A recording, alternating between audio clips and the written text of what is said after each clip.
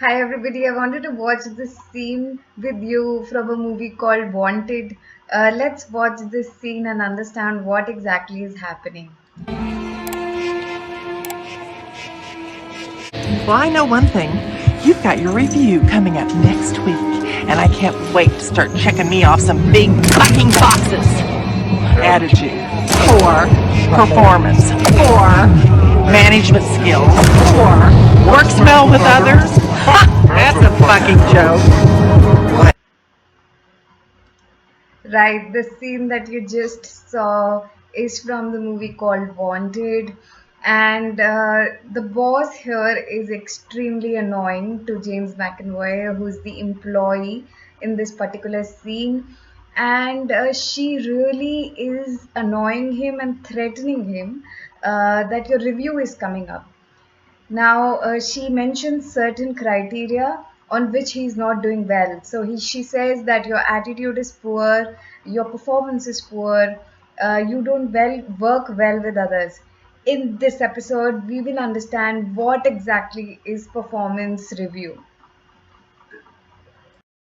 Now, every year in an organization, employees are reviewed or their value is appraised. What does this mean? This means that every year, after you have slogged and worked so hard on any kind of project, you are given a rating on it, you are reviewed on it, or you are appraised on it. So, there are many words that can be synonymously used for this. So once you're reviewed on this, you will get a certain hike from your organization. So this could be like a 10%, 5%, 15%, 20% hike on your current salary. So whatever you are earning, you will get that hike, which would be based on a form that would be filled by your superior or a boss. Or somebody you report to, somebody you are closely working with. These performance appraisals helps in giving promotions to employees and also making a decision of how much salary needs to be increased. This decision is also made on these performance evaluation forms.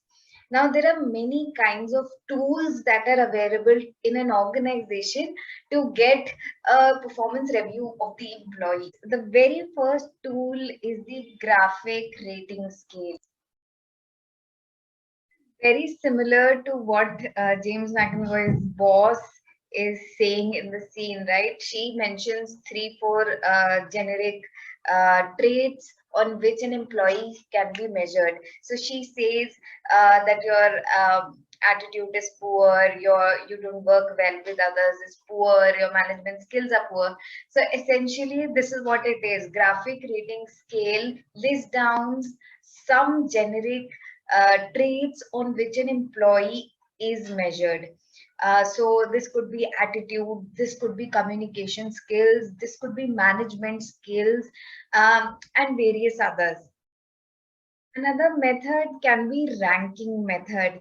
Now, this method lists down, as the name itself is suggesting, ranks for an employee. So, for example, if there are five people in your team, let's say X, Y, Z, A, B, you can rank them in order. So, there will be a particular trait on which you will be ranking them. So, for example, communication skills. So, number one is Y, second could be X, and third could be A, and so on. Another method, and which is very important tool, is critical incident method or the CIM method. This tool, the manager would keep a tab of both positive and negative instances. That is why the name critical incidents method. We can take an example here to understand this better. So, for example, an employee, let's say in a client meeting, gives a lot of improvement methods and makes the manager proud here. So, this is something that he remembers. So, the manager would write down the kind of behavior the employee adopted in front of the client and which was very positive in nature. This would be a positive event. There could also be a negative incident, right? So that could be, for example, the employee went out of the office while in a client meeting on the phone, and this was not a very good behavior, which the manager noticed, and he wrote it as a negative incident while writing his appraisal. So, like all other tools, this would tell an employee what is a desirable behavior and what is undesirable. Next is an important tool, and it is called really anchored rating scale, or the bars. Now, this tool basically combines the two that I just spoke about. So, first is critical incident method and the graphic rating scale, the one we saw in the scene. So, when these two methods are combined, you get bars. Now, what is this?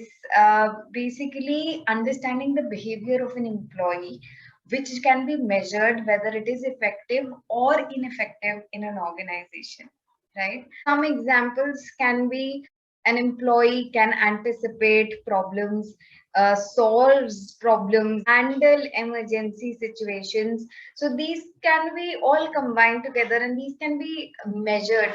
So, what is effective in an organization and what is not? Now, now these tools are basically a bridge that helps in bridging the gap on what is currently being achieved by an employee and what is the goal that needs to be achieved. This can be, next year the company wants an employee to achieve something, so that is also listed in these tools. So this is like a bridging the gap. These performance evaluation tools helps in doing so. Another thing to remember here, once all these tools are employed and a rating is generated out of this, why are we doing this? Yes, we are understanding the employee's salary or promotion, but we are also understanding if there are any training needs that are required by an employee. If there is any gap, an employee can be put on a particular program where he or she receives benefits so that they can work on bridging what exactly he or she does not know right now.